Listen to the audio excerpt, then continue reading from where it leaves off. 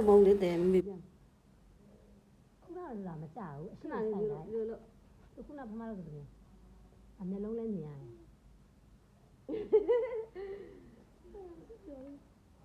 ကြောက်လိုက်တာ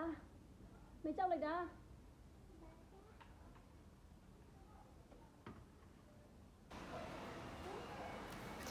ဇာလီတို့ပတ်စံထောက်ဝင်နေတယ်လေလားအင်းရင်းတော့ဆက်တောင်းနေဒီတော့မနေ့က ကိုလည်းအိမ်မှာစီပြန်လောက်တယ်ကလေးထိန်းပြီး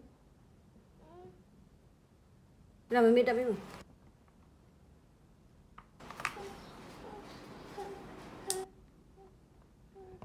လေမင်းအဲ့တက်တယ်အဲ့ကြောင့်အဲ့ကျိုးငါဖြုတ်ထားတာခလေးကမသိတော့လေမင်းအဲ့သွားတယ်လေဒီတက်တာနဲ့တဲတော့မှအိမ်မှာလေမင်းတခါအဲ့တာ